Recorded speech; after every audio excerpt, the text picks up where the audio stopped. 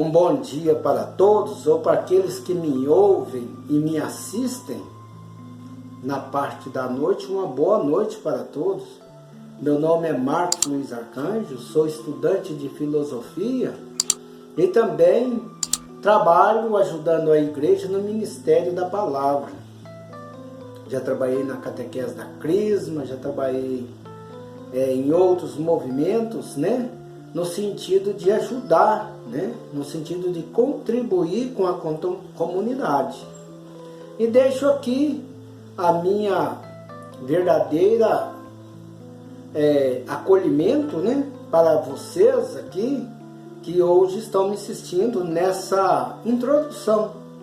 Por que eu chamo de introdução? Primeiro, era para expressar o conhecimento para aqueles que não me conhecem e para também fazer melhor conhecido para aqueles que já me viram nesses trabalhos cotidianos aqui da nossa comunidade, da nossa cidade e também até em outras cidades ou comunidades rurais. É importante isso, é importante para nós. Primeiro saber quem eu sou, né? Sou um pai de família, né? Tenho 4 filhos, né? 3 homens e uma mulher, minha esposa chama Esther. E estamos aí, nesse trabalho. Quero deixar bem claro que meus estudos, nesse tempo todos de igreja, de trabalho na comunidade, também meus estudos no sentido bíblico, no sentido científico e no sentido histórico, não me dá um poder de dizer sou um grande teólogo, não me dá um poder de dizer sou um grande historiador, não. Mas também me dá indícios, me dá pequenas fragrâncias, pequenas migalhas que ao longo do tempo você vai juntando.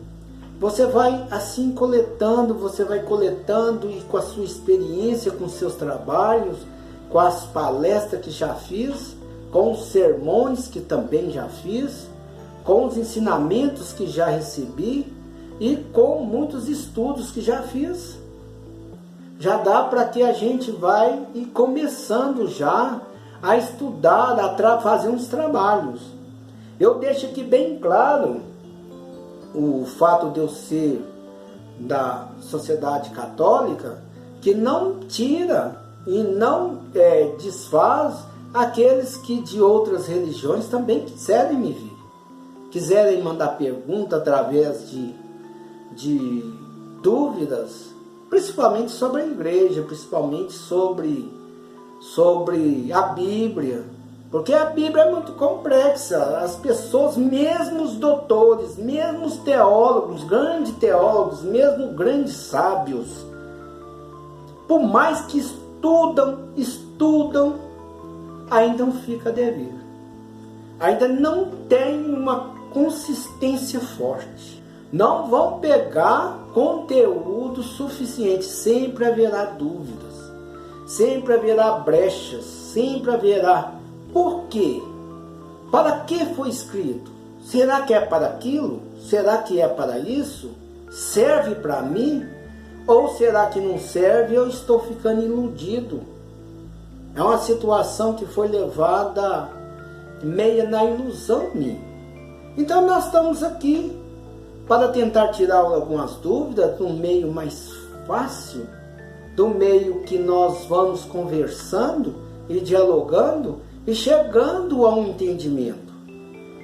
Porque ninguém sabe tudo, e nós também não. Mas nós vamos, como eu disse, pegando as migalhas. Mas, entendam, observamos bem as migalhas que pegamos, para não atrapalhar muito a massa, não atrapalhar muito o conteúdo. Porque senão ficamos ali e acabamos não aprendendo nada. Acabamos entrando de um jeito e saindo pior. Entrando precisando e saindo necessitando. Em vez de sairmos mais saciados. Então estou aqui, eu deixo bem claro a minha pequenez, mas também minha caminhada, meus estudos, minha pesquisa científica, seja arqueológica, né, pelos trabalhos de arqueologias que já estudei, tanto em parâmetros de livros de entendimento, sobre os trabalhos científicos de estudos, até mesmo sobre as estrelas, sobre o conhecimento das estrelas, sobre o conhecimento de tudo que nos explica, desde os meus 8 anos que eu estudo as estrelas, que eu leio os livros, que eu faço estudos da ciência, da história, da geografia, tanto antiga como moderna, e que mudou bastante, né? E ainda pode mudar, com certeza. Então aqui fica essa introdução muito boa. Quem eu sou? Quem eu sou? Eu sou apenas aquele que caminha. Me rotula assim, aquele que caminha. Eu não fico parado. Aquele que fica parado é aquele que acha que encontrou algo. Aquele que fica parado é aquele que acha que já encontrou. Ou aquele que fica parado é aquele que não quer procurar, não quer encontrar. Eu não, eu caminho. Eu caminho sempre. Se eu não posso com as minhas pernas, eu vou com a meus estudos, dentro da minha casa, dentro do meu lar, com meus livros e também com a internet, que ajuda demais para esse conhecimento.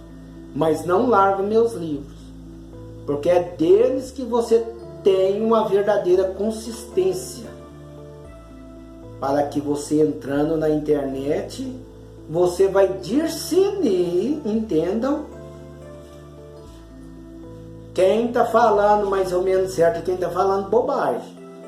Porque muitas vezes as pessoas falam aquilo que acham.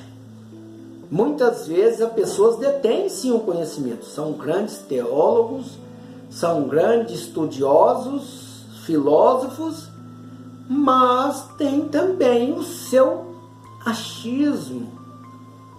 Então, se eles colocam o seu próprio achismo, eles estão colocando tempero nesse negócio. Eles estão colocando um sentido aí. E é aí que está.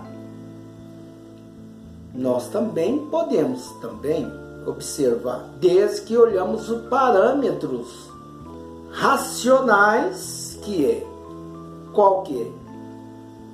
O parâmetro racional, que são 3 pontos. 3 pontos para que você possa não compreender totalmente a Bíblia, não entender muito das coisas do mundo, mas pelo menos ter uma certa sabedoria do que falar. E os pontos são esses. Primeiro, estudar teologia. É importante pegarmos pontos teológicos da Bíblia sobre Deus, né? Que se fala de Deus. Isso são pontos importantes. Segundo, história. Por quê? Porque muitas vezes você tem que compreender se aquilo dentro da Bíblia existiu realmente. Existiu? Era desse jeito? Ou talvez foram ali maquiados para a necessidade daquele povo. Nós temos que compreender. Porque muitas vezes a pessoa, o escritor, está tendo a inspiração divina, sim. Mas o momento do que se passou, a crise, a falta de cultura, de conhecimento, principalmente a falta de conhecimento. Talvez que o povo ali conhecia. Olha só para vocês verem, escritos de até 3.000 e tantos anos atrás. Gente, se vocês colocarem aqui, por exemplo, até no nosso país, há 25 anos atrás, por exemplo, nós tínhamos mal telefone de linha e eram poucas casas, pouquíssimas casas. Enquanto o mundo lá já se falava em internet, nós aqui, principalmente na cidade de Pitangui, pouquíssimas casas que tinha internet. E ainda dependíamos da torre ali, que muitas vezes saía fora do ar. Você ficava, muitas pessoas que gostam de novela, ficava sem novela uma semana. O aparelho queimava. Muitas vezes o técnico não queria saber de mexer. Muitas vezes até contavam-se aqui histórias de que brigava com a mulher e ia lá e mexia nos aparelhos. Não é verdade? E ficávamos sem internet. Sem as emissoras, principalmente a Globo, como era muito assistida a novela, né? E o Silvio Santos, que era nos dias dominicais. Era isso daí, que era a rotina do povo. Mas hoje, olha para vocês verem a comparância. Hoje, uma pessoa com um celular na mão, um tablet, um notebook, ele tem visões mundiais, ele consegue conectar-se mundialmente com muitas informações em tempo real, olha para vocês ver, 25 anos de diferença,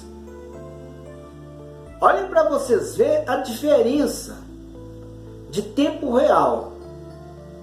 Né? Depois desses 25 anos começou a vir aí as parabólicas, né? Vieram as famosas parabólicas que já veio aí. Eu estou falando 25 anos, mas talvez pegue um pouco mais para trás. Iniciou parabólicas, iniciou essas continuidades que foram ajudando. Hoje essas parabólicas estão até descartadas, né?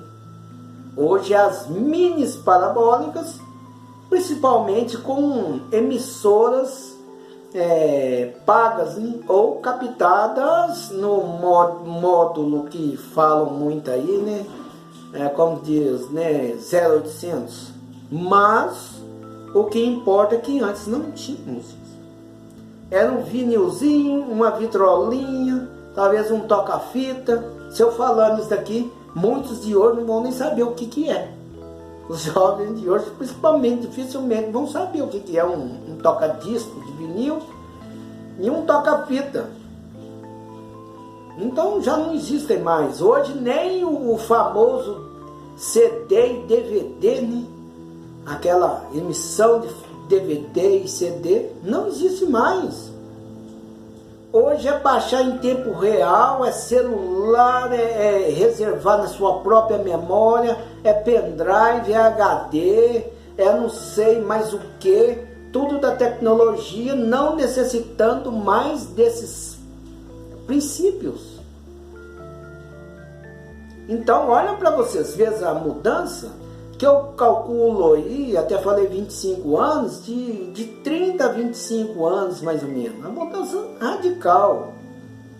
Mais radical mesmo. Se nós voltar mais no tempo, uns 40 anos, aí piora.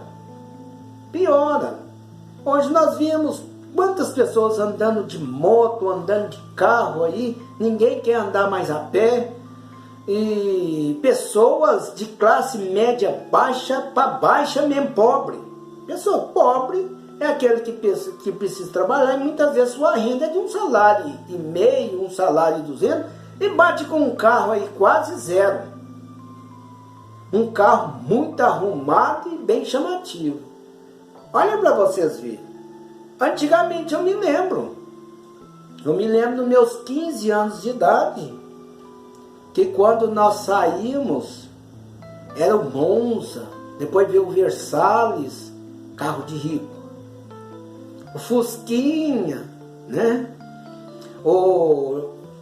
o Fiat 147 já era mais para os mais ou menos. Agora os mais pobres andavam a pé, ou senão uma boa geringonça, que muitas vezes eram empurradas pela cidade. Eu mesmo, como criança, já passei esses problemas junto com meu pai. E hoje em dia não, vocês vê as pessoas andando aí, pessoas de baixa renda, até 2 salários, e andando com carros em nível de rico. Carros em nível de rico, o tal do Corolla, Fox, seja o que for, esses carros, tudo é em nível de rico, andando com pessoas de 2 salários mínimos. Antes era assim, o rico comprava um carro um pouquinho melhor, a hora que ele ficava mais velho, saindo fora de linha, vendia para o mais baixo e comprava outro. E o mais baixo pegava aquele mais velho e vendia. E chegava até a hora que chegava aquele que quase era para sucata, esse que era dos outros, fica trançando por aí. E ai disso, não eram todos que tinham. Um carrinho velho, mas velho mesmo na garagem. Então as pessoas têm que compreender isso. Nós estamos falando do ano ainda de 1900, né? Praticamente o século 20. E agora nós entramos no século 21. Agora imagina para vocês verem como que fica essas situações no século 18, no século 19, século 18, século 17, e vai descendo, vai descendo, vai descendo, até chegar ao século 4, até vai chegar 60 anos depois de Cristo, onde que foi escrito muitos dos evangelhos. 40, 30 anos depois de Cristo, depois que morreu, foi escrito. Então, compreendamos, gente. Não pode a pessoa achar, só porque que Deus fez aquela inspiração no homem, que o homem já sabia tudo. Não, já sei de tudo. Então, por isso, nós temos que entender isso. A Bíblia, ela foi escrita em vários pontos do tempo, alguns séculos para trás da vinda de Cristo, outros anos à frente, é lógico que é o Novo Testamento. E isso naquela época, gente, em pergaminho, se escrevendo com pena, muitas vezes à luz de vela numa fogueira, talvez escondida ali de uma perseguição. Então saiba disso, que Deus dá a manifestação divina no homem, mas ele não incorpora uma entidade ali para ele ficar se escrevendo e ele ser a mão da pessoa, não. E mesmo assim, se fizesse, naquela época já ia falar que existia o Sol, bilhões de galáxias, bilhões de estrelas, bilhões de planetas. Os caras não tinham consciência para isso não, gente. Eles estavam preparados para isso não. O que eu estou querendo dizer aqui no momento em que eu disse situações de 25, 30, 40 anos atrás, é que a pessoa não tinha condição. Mas hoje tem. Hoje você tem condição. Você tem condição de saber. Você tem condição de discernir melhor. Também não fazer tantas bobagens, por favor. A fé é confiança, é força, mas não é tolice. Não misture fé com gente boba. É diferente. Fé é quando você sente confiança em algo. Você sente confiança. Isso é fé. Agora, no momento em que você não sente, eu não conhece aquilo que você... Como? Você nem conhece. Você nem sabe. Como se sente confiança em algo que você não conhece? Como? Talvez você vai depois perceber que fazia errado, que andava ao contrário. que estava fazendo tudo errado. E talvez até mesmo discriminatório com outras pessoas. Compreenda isso.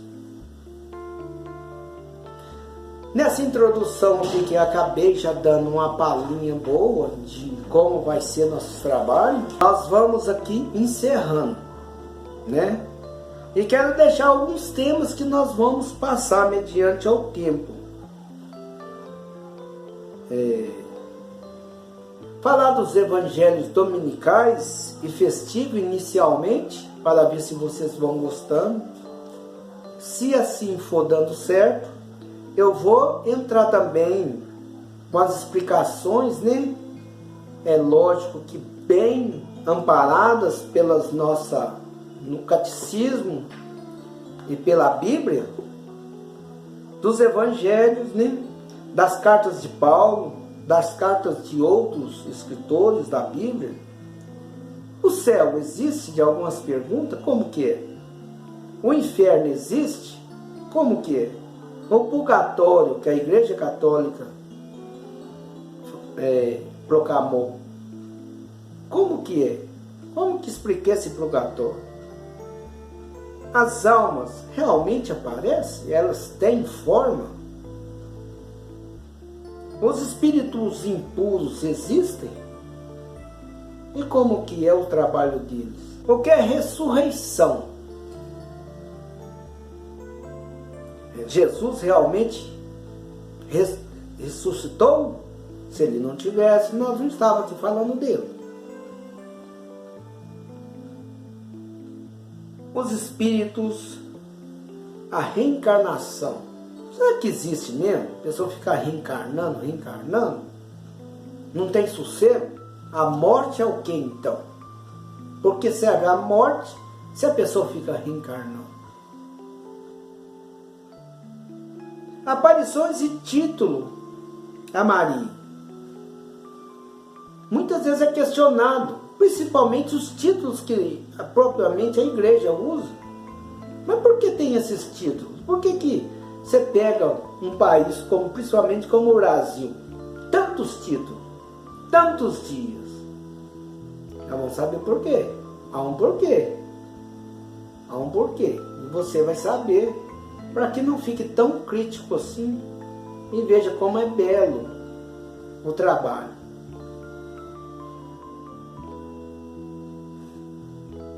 Por que temos imagem? Por que será? Por que a igreja tem imagem? E por que veio proibições de imagem nos 10 mandamentos? Por que se proibiu ali um texto de imagem, mais uns títulos de mais de 3.500 anos? Temos que saber. Aqui eu me encerro e agradeço àqueles que puderam partilhar seu tempo comigo. Espero que nós podemos ir nesses tempos trabalhando junto, né? Eu vou iniciar primeiramente com as homilias dominicais e dias de festa. Depois nós vamos começar vendo que está agradando a maioria, né, daqueles que estão assistindo. A gente vai começar a parte mais trabalhosa. É lógico que eu conto com muitas orações, principalmente dos meus irmãos e irmãs, né, que creem em Cristo ressuscitado, porque é para Ele que nós trabalhamos e é para Ele que nós vivemos. Em nome do Pai, do Filho e do Espírito Santo.